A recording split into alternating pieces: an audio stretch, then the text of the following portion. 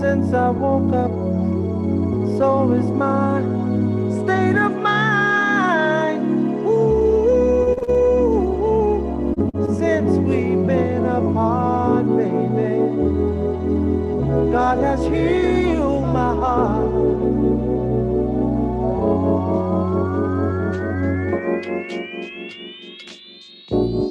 And darling, your love is just like music. You and me are meant to be. Come share your song with me, sweet melody. Just like music. Free the soul and just be. Oh, baby, come share your love with me in harmony.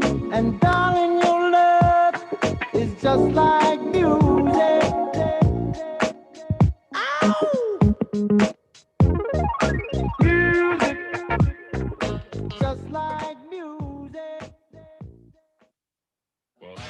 Got unwanted pests in your home or business? Call Get Rid Pest Control at 414-368-0696. State licensed and certified with over 20 years experience, Get Rid Pest Control guarantees their work in the removal of common household pests, including mice, rats, ants, roaches, spiders, centipedes, and bedbugs. Humane trapping and removal of larger pests as well. Unmarked vehicles available upon request. 24-hour emergency service available. Call Get Rid Pest Control today for your free estimate. 414-368-0696. If you got it, we'll get it. The Forum 2, exclusively on YouTube Live, weekdays from 9 a.m. until 10 a.m. Central Standard Time. We tackle the tough issues, political, social, cultural, and racial. It may not be what you expect to hear, but we will definitely give you what you need to know. Check out our website, theforum2.com. Call in live, 414-395-0484. Check us out.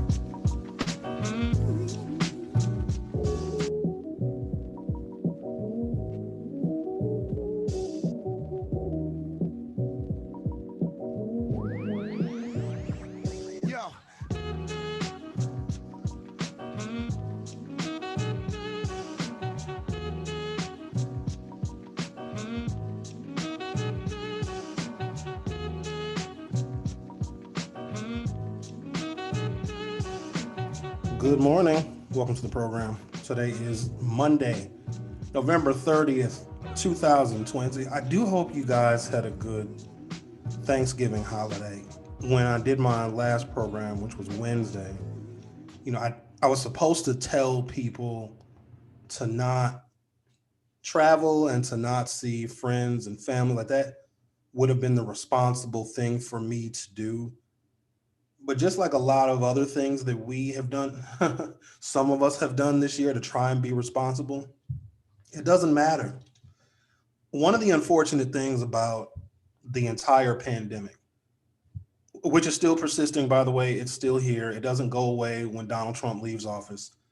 So we're in a country that is essentially in this very weird leadership purgatory where there really is no leader, but science, as we would want it to, is moving ahead in shipping vaccines. Europe is set to get a number of million doses of the coronavirus vaccine. So science is going to continue to move ahead at warp speed. And I kind of wish they had named it warp speed because a lot of people are questioning the integrity of this vaccination. We already had an issue with people wanting to take vaccines anyway. In the last probably 10 years or so, it has become a really weird type of fake news / alternative fact that vaccines make you sick, even though there's proof that vaccines have curbed, if not eliminated, some of the worst diseases in humankind.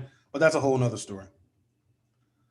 But it's like this other unintended consequences of the vaccine and of the Trump era, which is still here with us, which will be here for a while, is that people have this really weird, rebellious kind of freedom.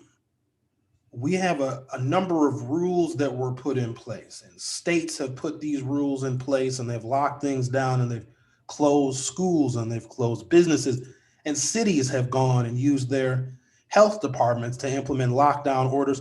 and sometimes even fining people and business owners if they're not adhering to these rules.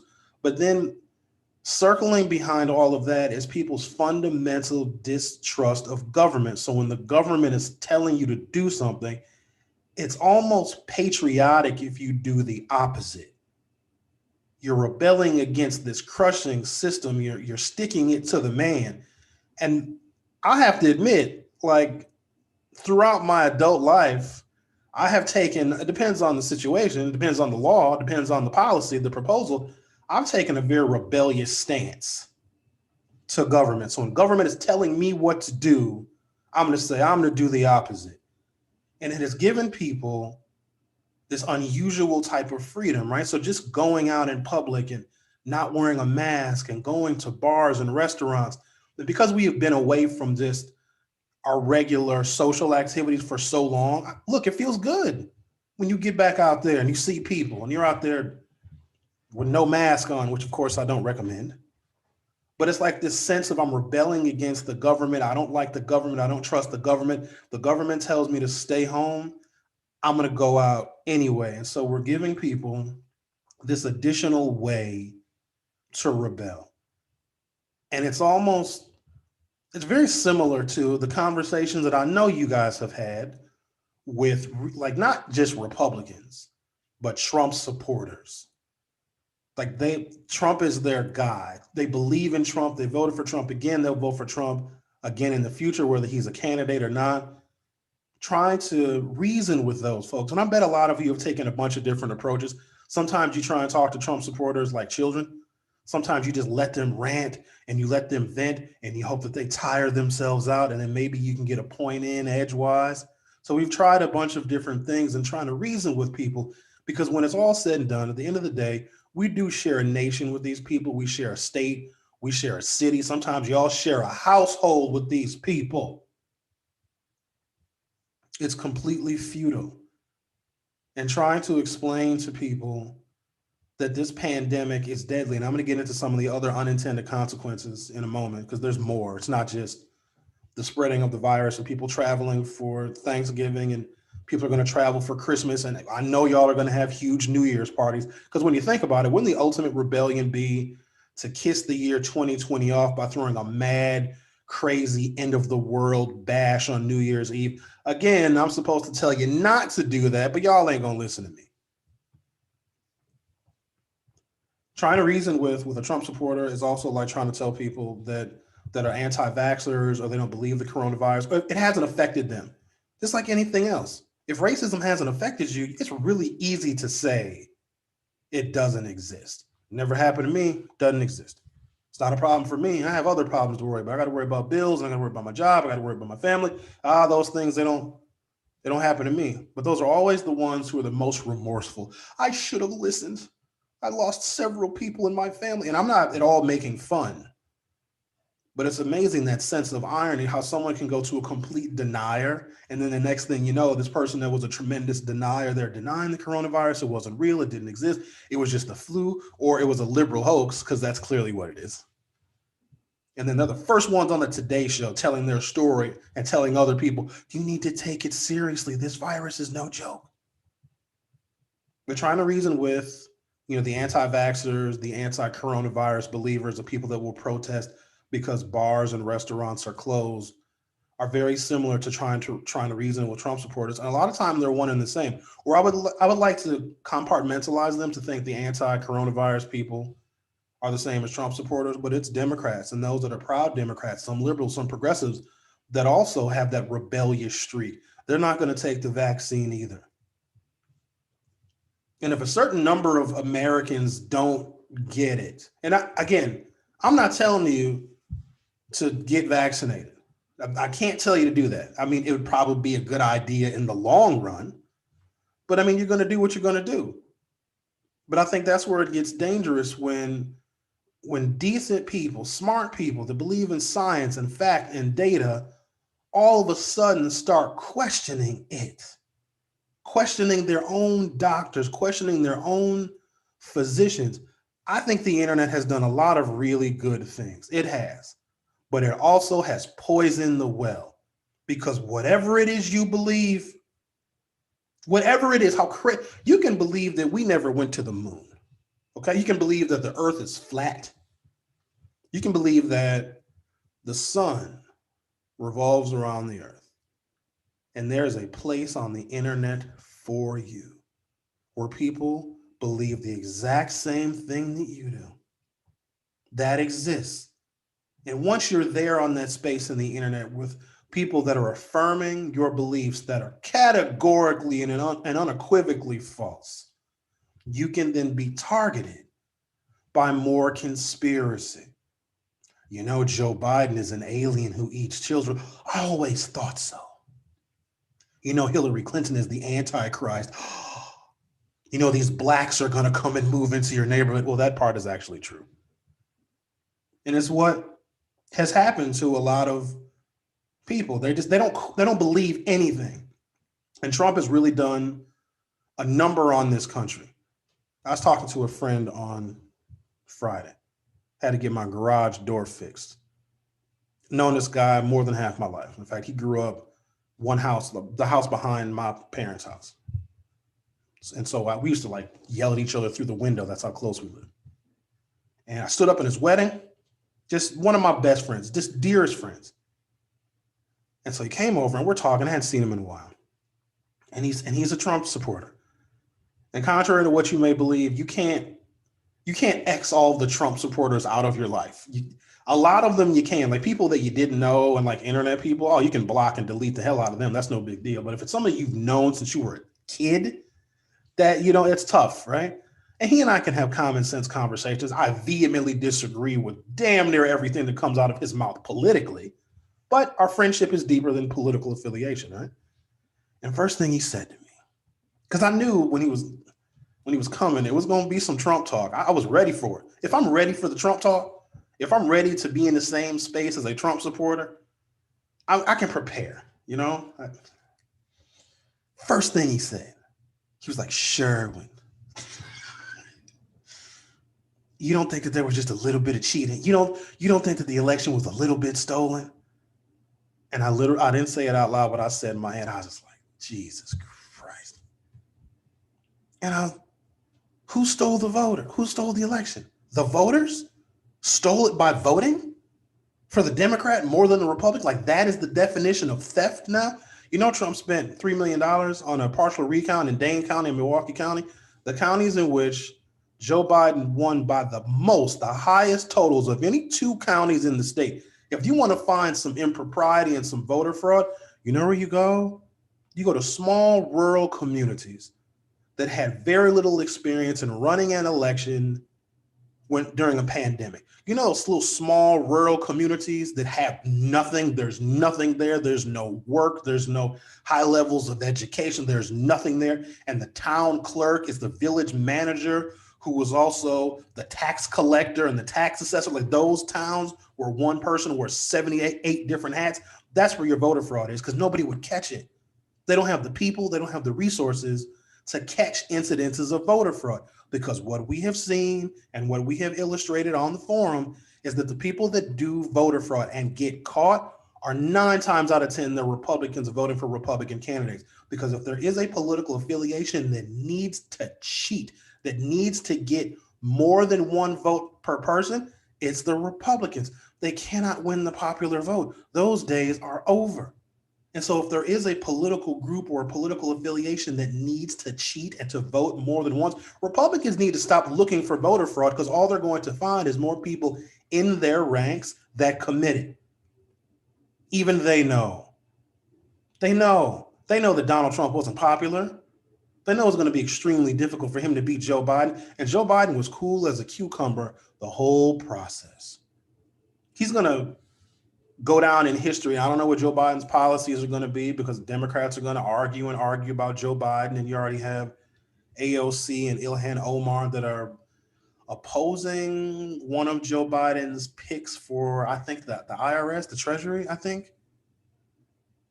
They have no effect whatsoever because they're not members of the Senate. So if members of the House want to disagree with or want to try and stall protest one of Joe Biden's selection in his cabinet, I just need to be clear about this. All they're going to do is hurt public support for any other one of Joe Biden's policies, right? That's all they're going to do. They're going to undermine Joe Biden. That's it. And I think that that is as dangerous as Trumpism, because the enemy from outside, from without, right? Trump supporters and Republicans, like especially Trump loyalists who are still going to be circling around Washington, D.C. and still around the Biden administration, circling like buzzards. That's a threat. But that's an external threat. Threats from within, when the Democrats are on the ropes, it's poison. So I posted an article, but I kept my commentary to myself about Ilhan Omar and AOC wanting to protest one of Joe Biden's cabinet selections. And I didn't say anything. I really wanted to, but I just let people talk amongst themselves. And a surprising number of people that were agreeing with their tactic. There's going to be a number of proposals that Joe Biden is going to come up with, him and Kamala Harris, that ultimately will have the best interests of the nation in mind. People won't see it that way because there's a fundamental mistrust in government for a variety of different reasons. And if you have the squad in the House in which they have no influence whatsoever on who Joe Biden puts in his cabinet, but all they can do is begin to discredit Joe Biden because he's going to make decisions that are not going to make everybody happy. This means that the Democrats deserve the beating they're going to get in the 2022 midterm election. Let me tell you how Democrats have no feet left because we keep shooting ourselves in the foot. We have no feet. There's no feet on the, we just fall over. Wind blows on Democrats. Oh, just fall over. We took a census. And so Democrats are going to argue. There's going to be a split between the progressives and the moderates and I don't know, everybody else and new people that are Democrats. There's going to be a bunch of arguments and disagreements because it's the first time we've all shared a bed together. Like really, like we're all, the anti-Trump sentiment in this country are people, we're all in bed, which is a terrible analogy, but it makes sense. Some people snore. Some people talk in their sleep. Some people want to watch TV. Some people want to be on their phones. We're all in this bed. We're all doing different things that we just cannot get a good night's sleep.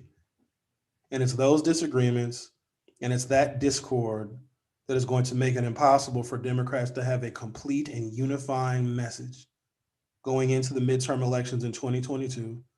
And the Republicans who are going, if they don't have control of state legislatures now, which I think they do, they're going to further solidify it. And the Republicans are going to redistrict even more because that's a type of voter fraud that they can commit legally with the courts. The Republicans have the courts sealed up. Donald Trump is still appointing people to the federal bench right now and will do so really up until January 20th. We're screwed in ways that we don't even know yet. Republicans cannot get popular votes.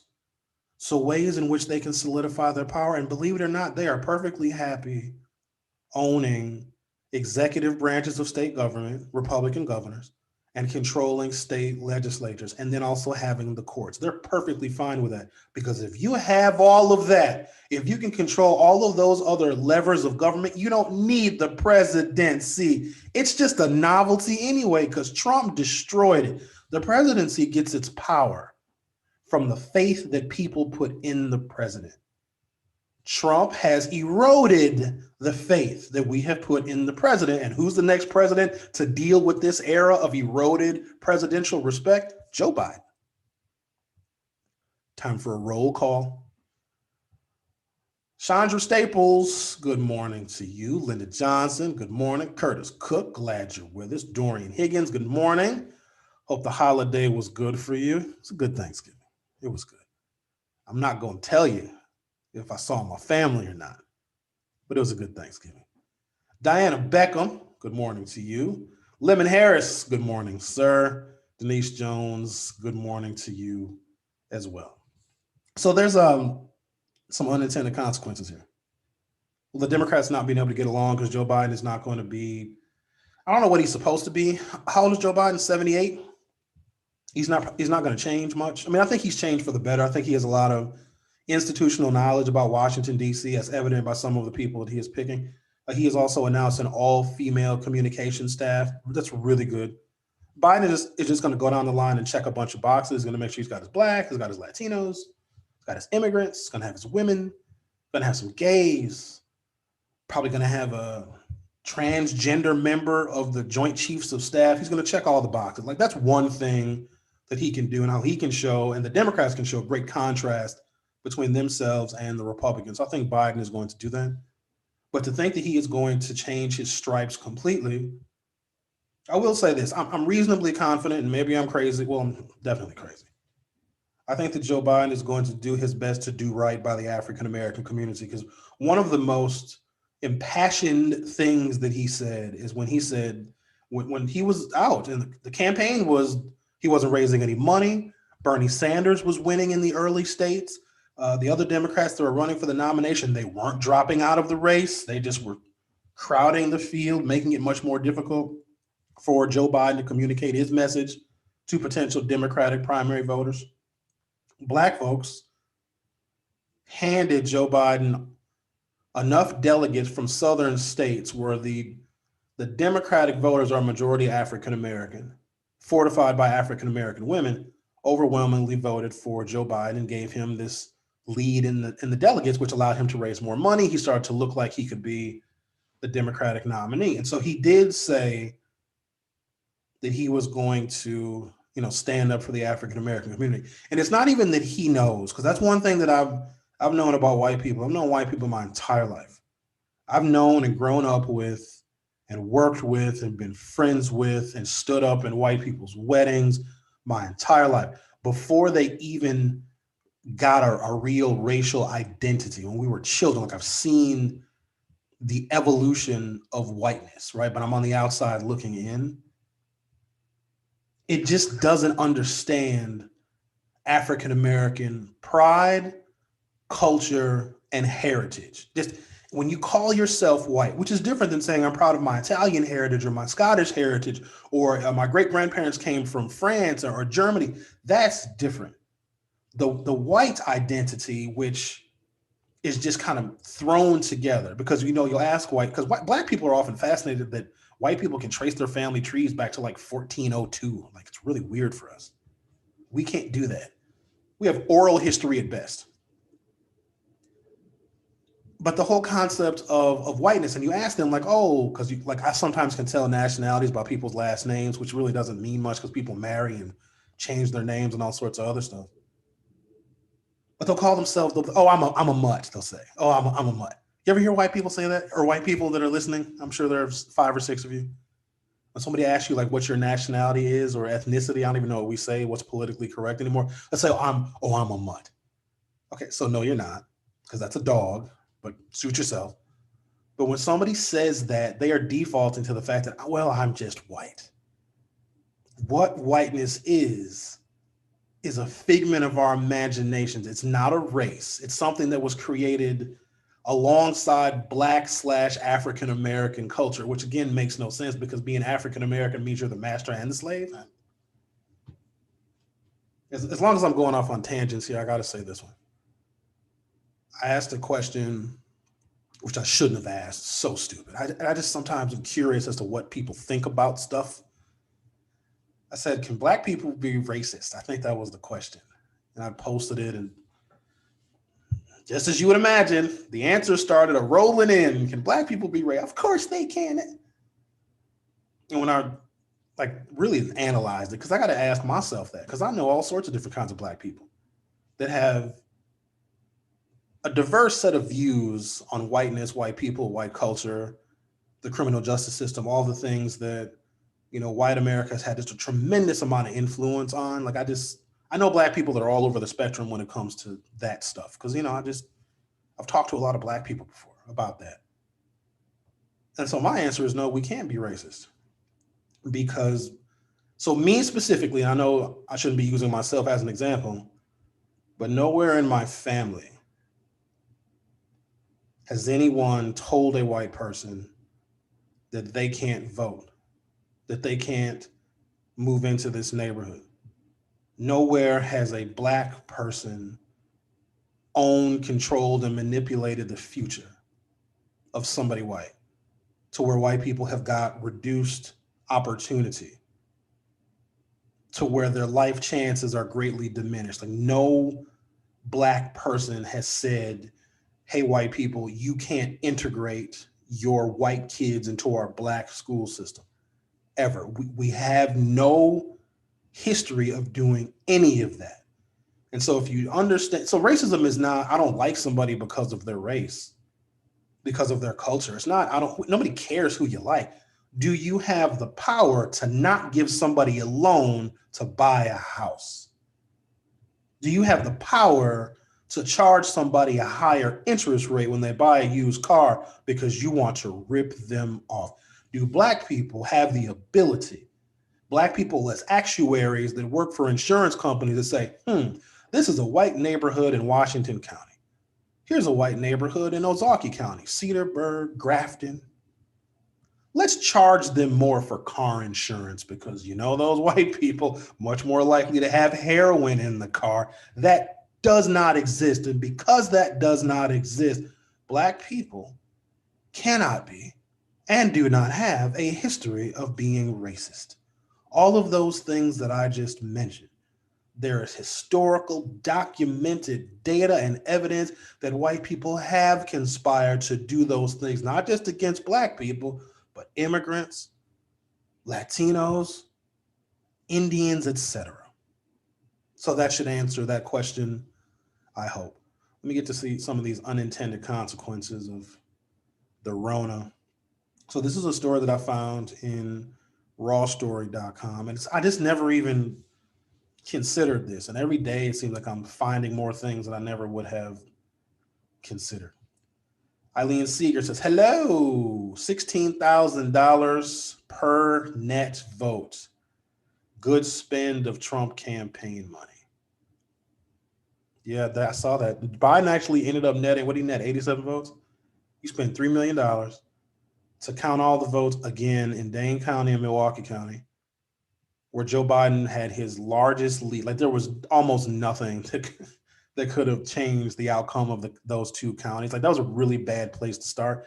But if they look to where the voter fraud could be prevalent, that would be in small rural Republican areas where you don't have the same amount of staff and labor to administer an election during a pandemic. And people screw up, like they just make mistakes. You guys have all had jobs before, or maybe not. Maybe that's why you're able to watch this broadcast live. Who knows?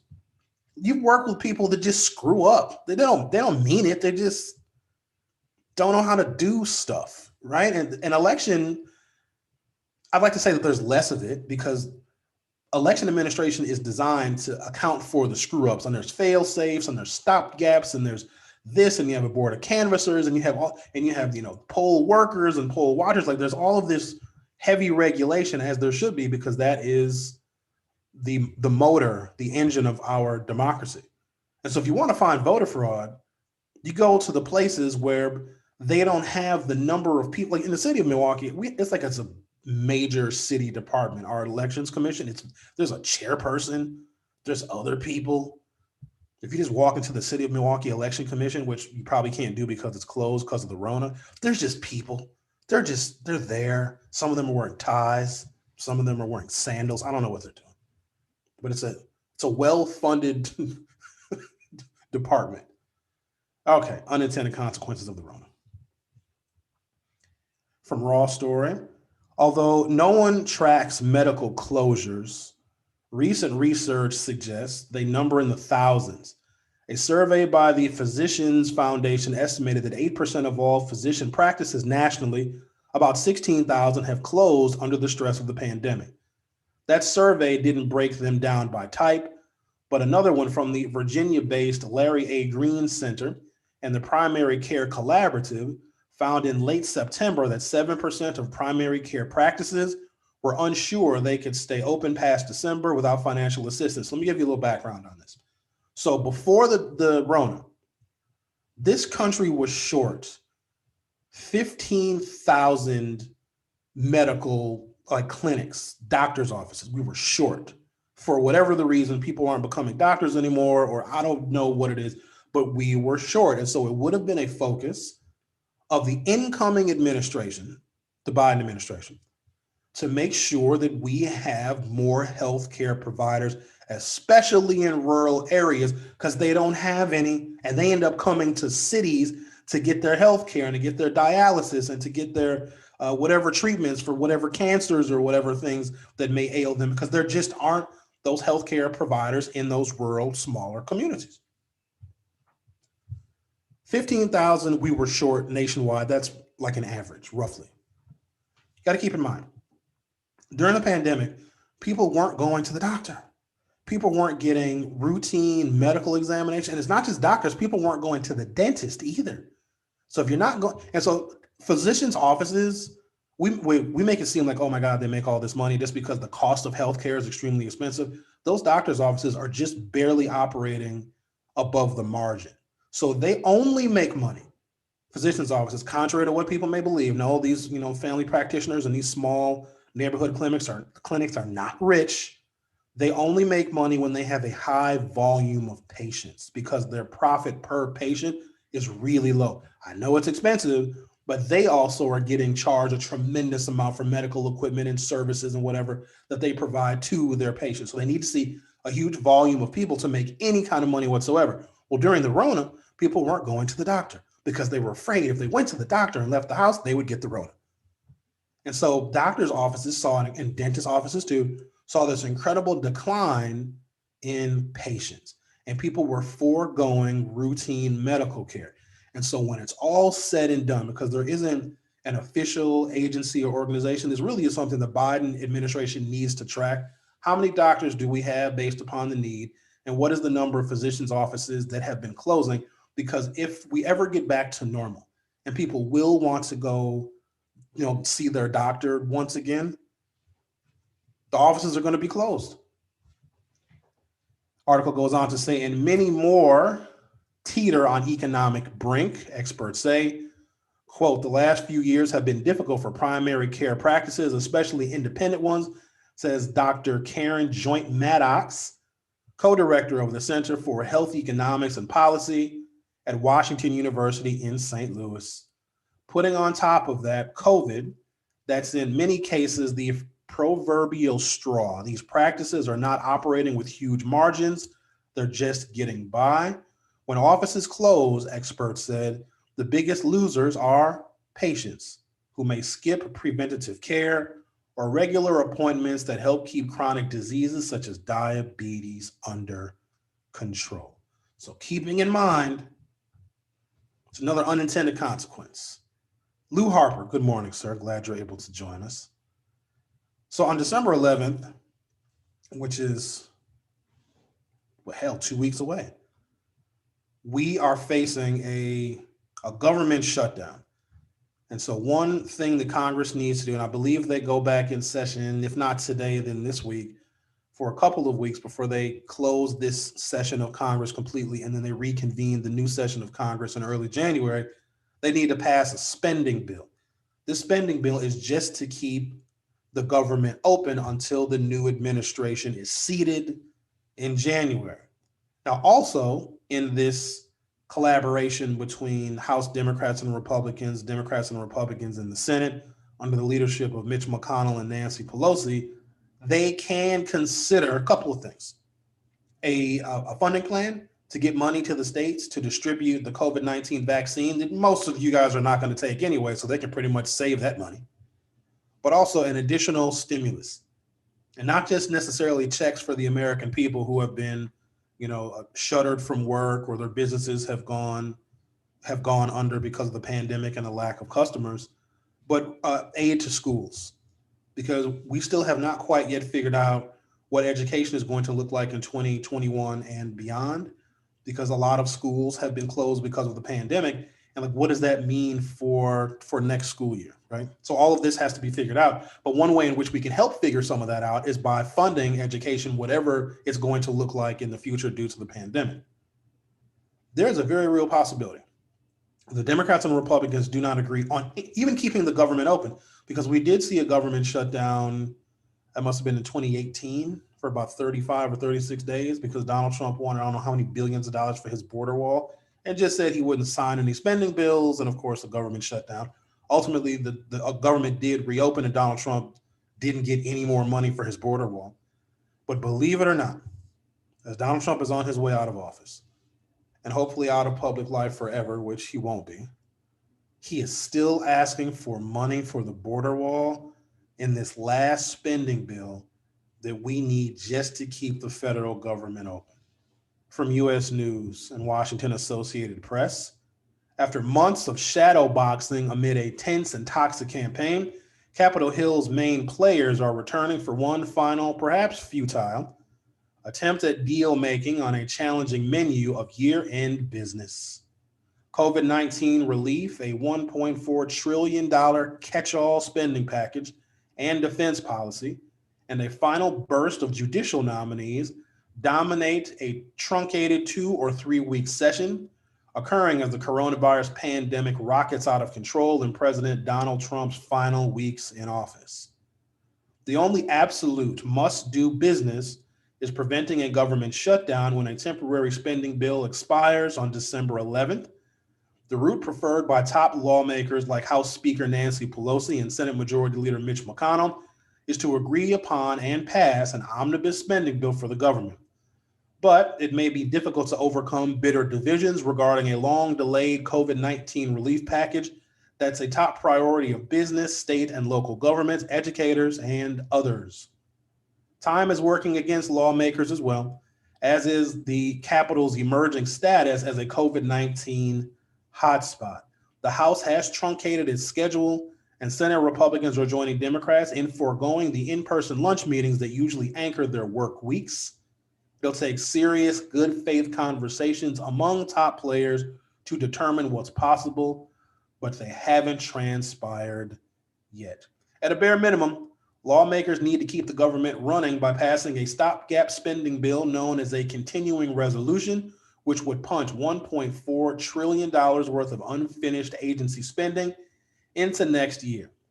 That's a typical way to deal with a handoff to a new administration, but McConnell and Pelosi are two veterans of Capitol Hill's appropriations culture and are pressing hard for a catch-all spending package. A battle over using budget sleight of hand to add 2 percentage points or $12 billion increases to domestic programs to accommodate rapidly growing veterans' healthcare spending is an issue, as are Trump's demands for U.S.-Mexico border wall funding. Unbelievable. I'll give Trump this. He's consistent. Probably, and I'm thinking back to other presidential failures. The border wall will likely go down in history as the most colossal failure of any presidential administration. We can look at like Vietnam War stuff and the Iraq War, the war in Afghanistan, largely unwinnable wars. But for the border wall and the uproar and the fervor that it caused during the campaign in 2016, it was a chant. It developed a life of its own. It brought anti-immigrant sentiment to the forefront of American discussion on politics and democracy, and even African Americans who all of a sudden felt threatened by immigrants because, oh, they're going to come here and take our jobs too. And then for Trump to create this tidal wave of support of building a wall, and it didn't come to fruition. I don't know if there was actually any new border wall built. A large portion of the appropriation, if not all of it, that has been spent on building the border wall in the last 4 years has been fixing existing wall or fencing. That's it. And he is still, to this day, in the very last spending bill that's supposed to keep the government open, is asking for funding for the border wall.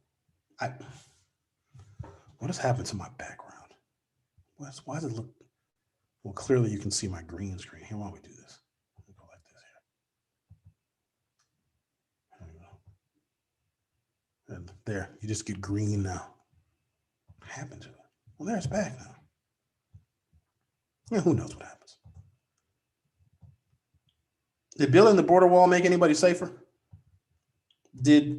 What happened to the caravan? Maybe it did. Did it work? Because the caravan, remember the caravan was coming, it was going to come and eat all your food. I don't know what the caravan was going to do. come and work jobs that Americans didn't want to work. Like, did the border wall stop that? I know that Mexico sent troops to their border, and we did too. Colossal failure.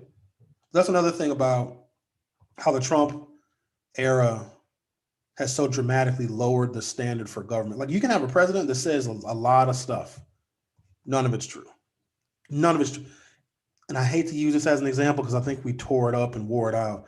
If Barack Obama didn't have the luxury to just lie and to tweet insults and to pardon people with Twitter. I didn't even know you could do that. Did you guys know that? If you knew that, why didn't you tell me that you could? Donald Trump can I thought there was like paperwork.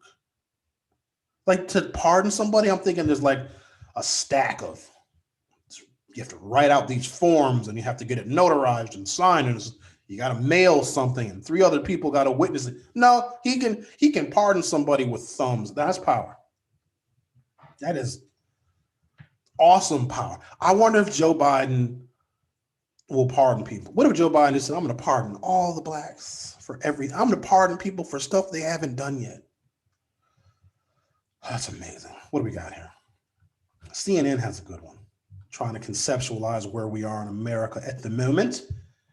America is sliding into a winter limbo of alarming spikes in COVID-19 cases and deepening economic pain, while an apathetic, lame duck White House and a deadlocked Congress provide no political leadership.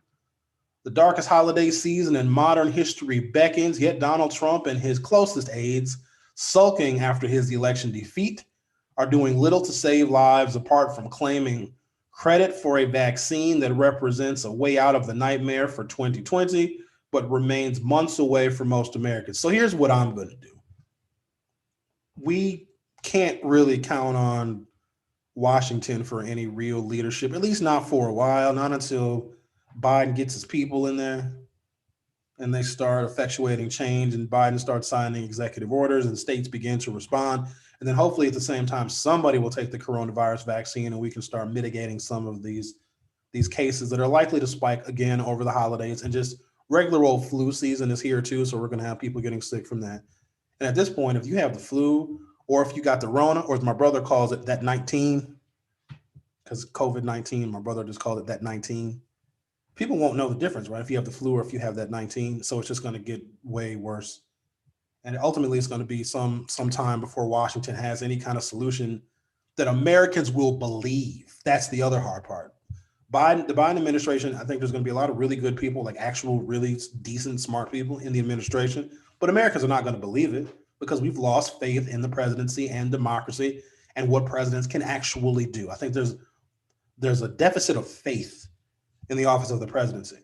But where there should not be this deficit of faith is with our local government. And we always ignore our local elected leaders. So if we do get some kind of a coronavirus vaccine shipped to Wisconsin, our local elected officials, our county officials, and our city officials will be the ones at the forefront of distribution and disseminating public information about how things will work in Milwaukee. So this week, we're going to talk to a couple of my friends that are also city elected officials. Alderwoman Shantia Lewis, who represents the 9th district in the city of Milwaukee, the northwest side of the city, and Alderman Ashanti Hamilton. So Shantia, we're going to talk to her tomorrow. And then Alderman Hamilton of the 1st district, which is a north side city of Milwaukee district. We're going to talk to him on Thursday because I want to know how our local elected officials plan to proceed in the year 2021 amid the coronavirus pandemic, but also just regular city business. What are we going to do with, closing businesses, and how is the city of Milwaukee going to proceed with, smaller amounts of resources coming into the city because people aren't spending money and the city is not getting the same share of revenue because of the pandemic? How are we going to have an economically productive Milwaukee? And I say that because the amount of money that is spent in Milwaukee and the people that are working, that are paying income taxes, and the people that live here paying property taxes, that is an economic engine for the rest of the state. Because a lot of the money that is collected from Milwaukee residents goes to fund a significant portion of the state budget. And so our economic viability here very well could mean the economic viability in other smaller communities throughout the state. So I really would like to know what the plan is and how they are going to proceed. So we're going to talk to a couple of City of Milwaukee elected officials. And I'll probably figure out some other people to talk to as well. Or you guys can give me ideas. Anybody that you want to see me interview. We got Eric Holder. So we talked to Eric a couple of weeks ago. Sky's the limit. I come to find out you just ask somebody. Oh, sure, Sherwin, just send us the Zoom link. Say less. Zoom link is on its way. What's your email address? Milwaukee plays a very central role in not just economic and financial matters, but think about the people that were upset because Milwaukee, following guidelines under our previous health commissioner, we have a new health commissioner. I probably should know her name. Maybe I should interview the City of Milwaukee's health commissioner so I can. Morning, Sharon Jordan. So we can get a sense from the City of Milwaukee's health commissioner about how we proceed. But a lot of people that don't like the City of Milwaukee and, oh my God, the crime and the black on black violence or whatever they say about it, were upset because their favorite entertainment venues in the City of Milwaukee were closed. We have this issue with people that will live in the suburbs, the surrounding communities, but come to Milwaukee for everything, including their jobs, including going to the doctor and getting their health care. The bars, the restaurants, the theaters, their entertainment, they come here. It's like Milwaukee is this where everybody's mistress, but nobody wants to commit and put a ring on it. Putting a ring on it, committing yourself. If you spend most of your time and your social life in the City of Milwaukee, especially downtown, but you won't live here, that's a problem. You're working here, but spending your money in another community.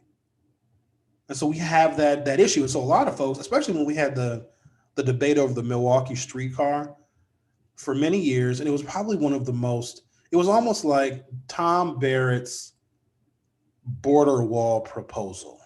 It was so divisive.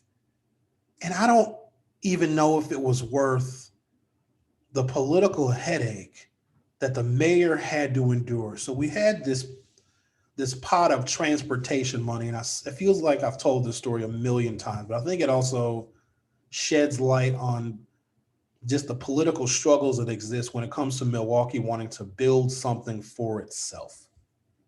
So we had some federal money that we had, since, God, we got that money probably in the George H.W. Bush administration, like 1990, 1991. It was 80, 90 plus $1 million for transportation funded by the federal government. And then I think there was some more money added to that during the Obama stimulus, but it could only be used for a particular type of a capital project that also had to deal with transportation.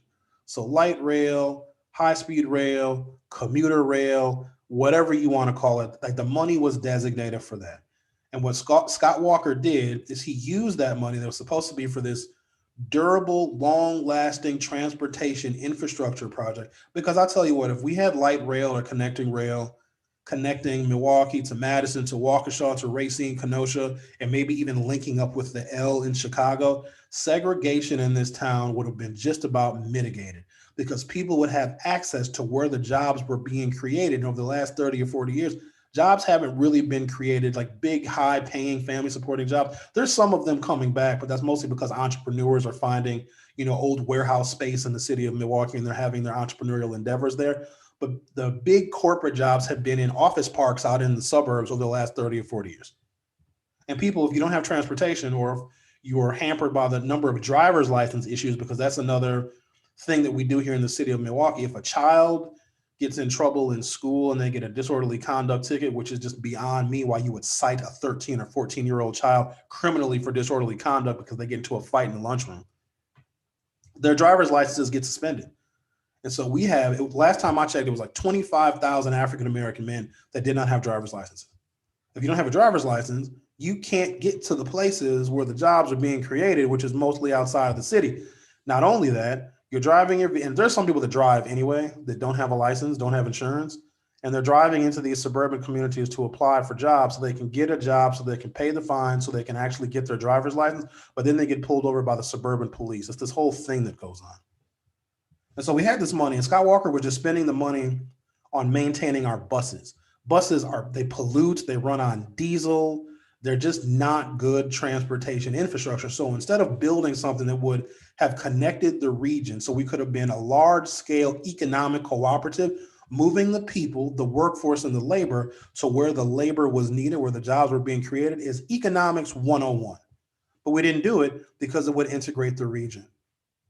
If there's somebody that lives in the city of Milwaukee, but their job is in Waukesha, and they were making good money, whatever their job was in Waukesha, or maybe Northern Racine County, or Zauke County, or Grafton, or Cedarburg, or Thiensville, then those people, more likely people of color, would move to those communities. Why commute when you now have a job in which you can afford to live in one of those communities? And that is what Republicans and conservatives have always feared. That is why they have been against rail, because it's integrating. And so Tom Barrett was going to use the last bit of the money that was left to use it for its intended purpose for a streetcar. And I think he had to think very strategically, and I covered this extensively, but I think it's very symbolic and it shows just these unnecessary political battles that we have here in Milwaukee.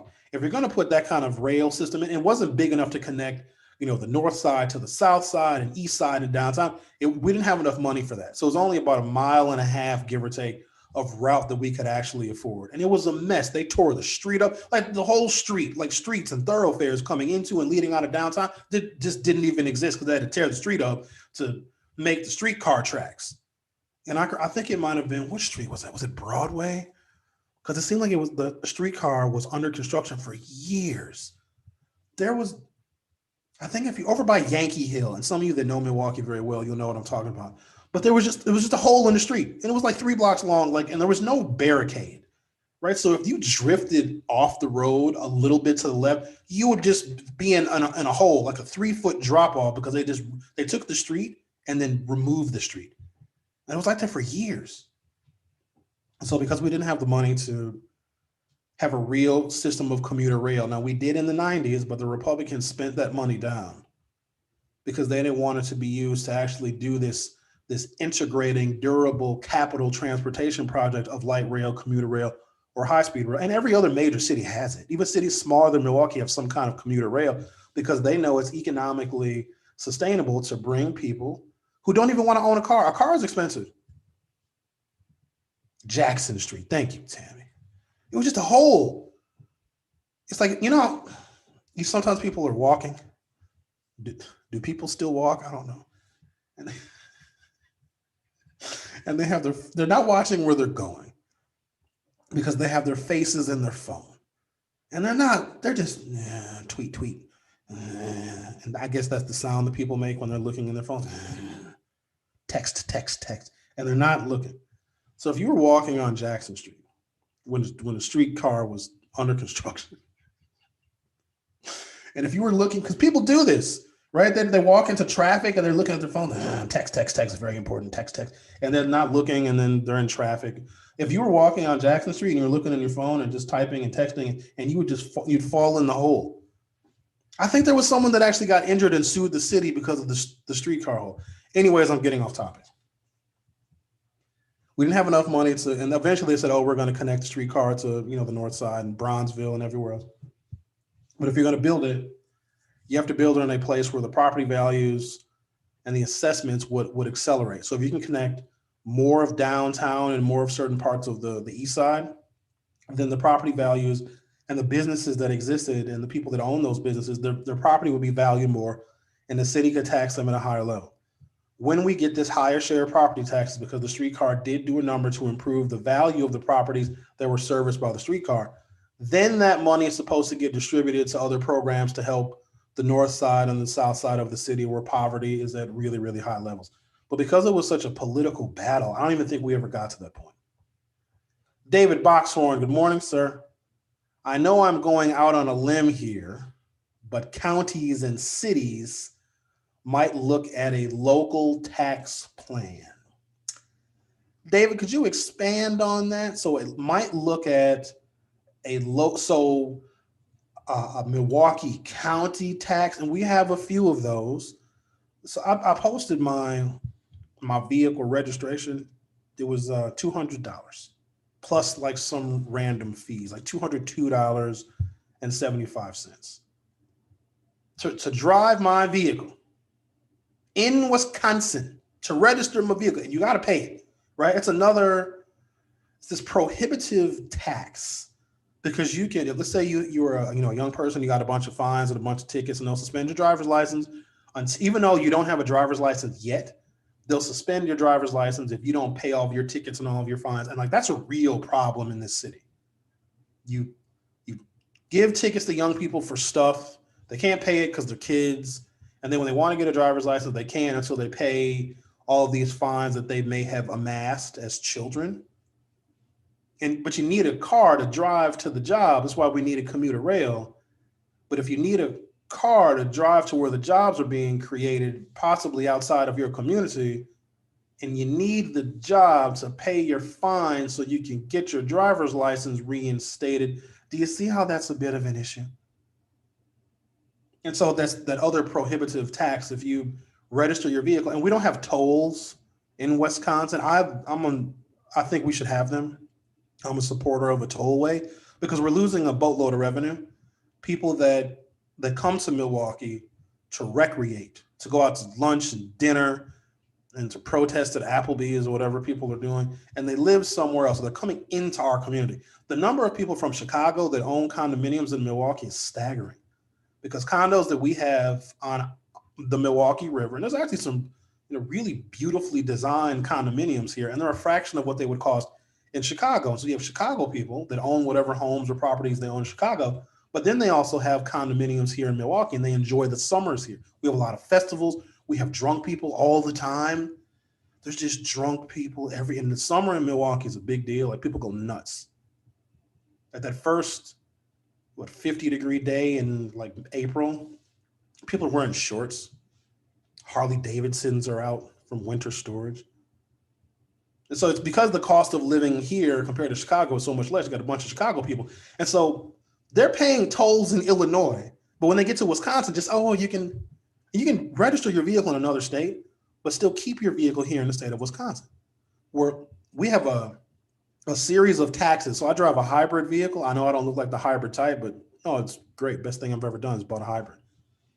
So I'm charged an additional $75 because I drive an environmentally friendly electric car because I'm not buying as much gasoline and I'm not paying the gas tax. So I'm actually being penalized for driving an environmentally friendly vehicle. So that's $75. Then we have a wheel tax, which is specific to the city of Milwaukee. Because we don't, and the proposal was, okay, either we do boots, a metal boot on a car. It's a boot, it's metal. We don't, and State Senator Lena Taylor was a big opponent of that because it was either a wheel tax where we tax people, oh my God, like 20, that's another $20 plus whatever the registration fee was. I don't even remember what it was. And then, so we didn't get a boot. Lena Taylor was like, oh, hell no boot. So we have a wheel tax. And then there's a county tax, and I can't even remember, like they were all incremental. David Boxhorn, city tax like Chicago has had, but a pack of cigs pay a 2% city tax. You can tax cigarettes all you want to. Like there's some things you can just tax completely. You know what else you can tax? Marijuana. Democrats dropped the ball on marijuana in Wisconsin. Totally dropped it. The most bipartisan issue I've ever seen. Not kidding you. Had a bunch of ballot referenda in 2016. Even Republican areas like Brown County voted 79, 80% for marijuana legalization. You know how much money is made off of that? Dispensaries were considered essential businesses. Marijuana dispensaries, essential businesses. So places that had legal marijuana selling so much weed, so many weeds, so many edibles, so many. You can buy the drinks, the little weed coffee. You put weed in everything. You can rub weed cream on your face. There's so many different, and there's so much revenue that was being made. And so we're looking at all these other creative ways to extract revenue from people. And we're not looking at one of the most obvious ways in which we can collect revenue. And again, by having legal marijuana, you're taking away the criminal aspect of it. And so that in and of itself is going to lessen our burden because we're going to be incarcerating less people. In the state of Wisconsin, if you get your second conviction or your second possession of marijuana can be a felony. Now, very few district attorneys are going to charge you with a felony, but it's still on the books in the state. Then you know who they may decide to give the felony to if it's up to the district attorneys. Kids of color, people of color. But we totally dropped the ball because there was so much momentum going into the 2018 midterm election when we had this blue wave.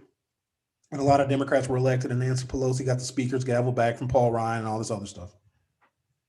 But marijuana was it was a leading issue, and it's a revenue producer. And the conversations because I was working with a group of folks and trying to, if we had cannabis legalization in Wisconsin, we have to do it right. Learn from Colorado and Oregon and Washington State and California, which set the tone with Proposition 215. Is that the one? Proposition 8 or 215, one of the two. 1996, legalized marijuana. Medical marijuana has been legal in California since the damn 20th century. So we're going to learn from all that. We're going to put together a comprehensive bill, and then we would shop the bill to Republicans. Because Republicans, they need revenue for their proposals as well, but Republicans cannot raise taxes for any reason whatsoever. If they raise taxes, they'll be voted out of office because they run on, we're going to strip your government down to its bobby socks. We're not going to have funding for anything because we don't want you to have to pay taxes for anything. And so with marijuana legalization, it was a way to get Republicans to buy in because the taxes that would be collected off of recreational marijuana could go and fund some of the Republican proposals. It all fell short. And I guess if I had an issue with Tony Evers' political agenda, is that he dropped the ball on marijuana legalization. But I mean, what do we expect when we elected someone whose whole career has been in education? Tony Evers is the principal that has a career of suspending people for smoking weed behind the bleachers. And all of a sudden he's the governor, so he's not going to change his opinion on marijuana. All right. Well, thank you guys. Appreciate you guys hanging out on this Cyber Monday. I know you guys are two-timing me with Amazon looking for deals and whatnot. Tomorrow, Alderwoman Shantia Lewis of the 9th District, she's going to join us. Always love talking to Alderwoman Shantia Lewis. Then on Thursday, Alderman Ashanti Hamilton is going to join us because I want to see what our local officials are going to do or what their ideas are, or maybe how they want to inform us, the public, about next steps in the post-coronavirus, post-Trump era in the city of Milwaukee. Have a great day, guys, and I will see you all tomorrow at 9 a.m.